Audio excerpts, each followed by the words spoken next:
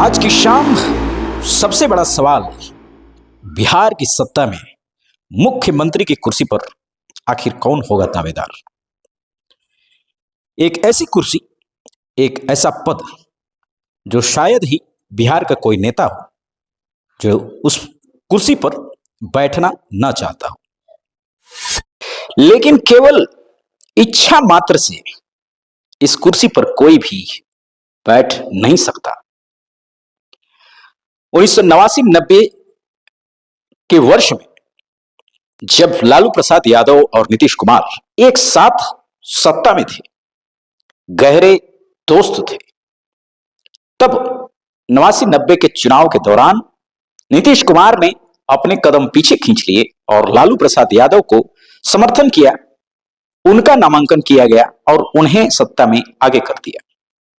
आज 2005 से लगातार 2026 तक नीतीश कुमार बिहार के मुख्यमंत्री रह चुके हैं और सिर्फ एक बार नहीं बल्कि 10 बार मुख्यमंत्री पद की शपथ माननीय नीतीश कुमार ले चुके हैं।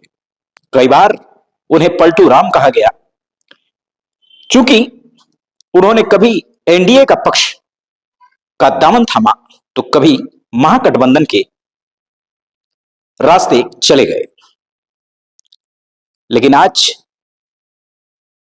सत्ता की गलियों में जो चर्चे हैं वो नीतीश कुमार को सवालों के घेरे में खड़े कर रहे हैं। जहां जदयू के कार्यकर्ता कार्यालय में तोड़फोड़ कर रहे हैं, नीतीश कुमार को बिहार में ही रखना चाहते हैं, बिहार के मुख्यमंत्री बने रहना चाहते हैं, वहीं नीतीश कुमार आज देर दोपहर अपने सोशल मीडिया पोस्ट के जरिए ये जाहिर करते हैं कि वो बिहार विधानसभा में पक्ष और विपक्ष में दोनों में रहे और भारत के संसद भवन में भी हर कुर्सी पर हर पक्ष में एक बार सदस्य रहना चाहते हैं, बनना चाहते हैं।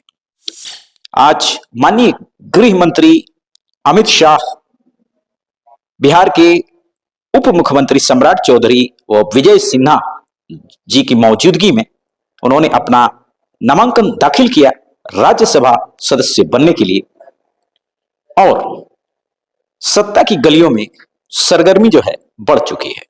सवाल ये उठ रहे हैं कि आखिर क्या मजबूरी थी, आखिर किस दबाव में मुख्यमंत्री नीतीश कुमार अपना पद छोड़कर, इस्तीफा देकर और दिल्ली की ओर रुख कर चुके हैं।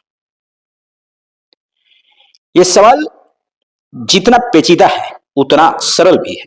पेचीदा इसलिए है कि मुख्यमंत्री का पद छोड़कर कोई राज्यसभा में जाना आखिर क्यों चाहेगा, जहां पर सिर्फ सवालों को उठाना आपका काम होता है और किसी बिल को पास करने के लिए आप वोट देने मात्र तक सीमित रहते हैं। वहीं एक राज्य में मुख्यमंत्री होने का मतलब है कि पूरा तंत्र, पूरी विधि व्यवस्था, पूरे राज्य का लोकतांत्रिक प्रशासनिक पावर आपके हाथों में होता है। नीतीश कुमार का इस्तीफा देते ही एनडीए में चर्चा लगातार बढ़ रही है कि आखिर मुख्यमंत्री पद का अगला उम्मीदवार कौन होगा। इसमें कई नाम सामने आ रहे हैं, जैसे कि जो वर्तमान उप मुख्यमंत्री हैं सम्राट चौधरी, विजय कुमार सिन्हा, इनके अलावा विजय चौधरी और अशोक चौधरी के भी नाम चर्चों में हैं। अब आने वाले समय में यह देखना होगा कि इनमें से आखिर मुख्यमंत्री का दावेदार कौन होता है। लेकिन हमेशा मोदी सरकार में अमित शाह की रणनीतियों में चौंकाने वाले निर्णय लिए गए हैं। जैसे कि हमने देखा मध्य प्रदेश में, हमने देखा छत्तीसगढ़ में कि किस प्रकार असामान्य व्यक्तियों को, साधारण कार्यकर्ताओं को अचानक घोषणा किया गया और उनको मुख्यमंत्री का पद सौंप दिया गया। तो ऐसा कहीं ना हो कि जो चर्चाओं में है उनमें से किसी को मुख्यमंत्री बनाया ही न जाए और अचानक एक ऐसा चेहरा उस कुर्सी पर बैठा दिया जाए जिसकी आपको उम्मीद भी ना हो। मुख्यमंत्री पद से नीतीश कुमार का इस्तीफा देने को लेकर बहुत सारी अटकलें लगाई जा रही है, बहुत सारी बातें कही जा रही है।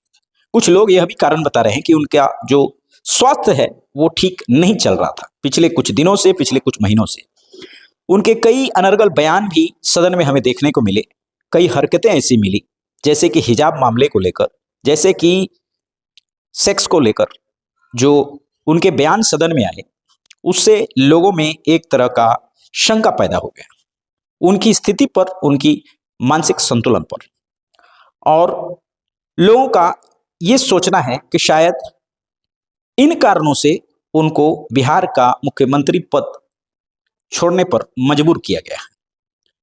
आज स्थिति ऐसी है कि जदयू 80 सीटों से पिछले चुनाव में जीतकर बिहार में एनडीए के साथ सरकार बना चुकी है। वहीं महागठबंधन मात्र 25 सीटों पर पिछले चुनाव में सिमट गई, जहां भाजपा जो है 90 सीटों के साथ बढ़त बनाए रखी है और जदयू से भी ज्यादा विधायक चुनकर भाजपा सत्ता में बैठी हुई है।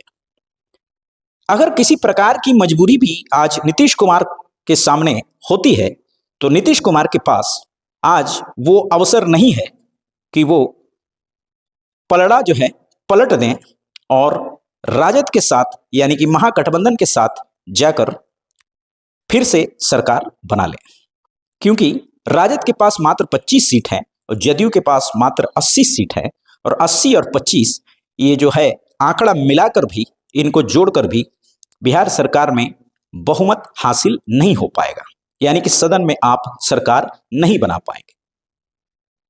तो इस पर भी चर्चा की जा रही है कि आखिर इस मौके, इस अवसर का क्या भाजपा 2 दशकों से तलाश कर रही थी। उनकी मानसिक स्थिति को लेकर, चुनावी जो मुद्दे हैं उनको लेकर, सीटों को लेकर और एक लंबे समय तक मुख्यमंत्री बनाए रखने के लिए नीतीश कुमार को अपना समर्थन देने के लिए बदले में भाजपा जो है आज क्या एक रिटर्न गिफ्ट ले रही है। हालांकि उन्हें राज्यसभा का सदस्य बनाया जा रहा है, जो कि छोटी बात नहीं है। आगे चलकर यह भी हो सकता है कि उन्हें कैबिनेट में भी जगह दे दी जाए, जिस प्रकार से चिराग पासवान को कैबिनेट पद दिया गया है। खैर, सवाल बहुत हैं, अटकलें बहुत सारी हैं, लेकिन बिहार की सत्ता में मुख्यमंत्री की कुर्सी पर वही बैठेगा जो सक्षम होगा, जो मैच्योर परिपक्व होगा और जो भाजपा की उम्मीदों पर, उनके मैनिफेस्टो पर खरा उतरने की जिम्मेदारी ले पाएगा।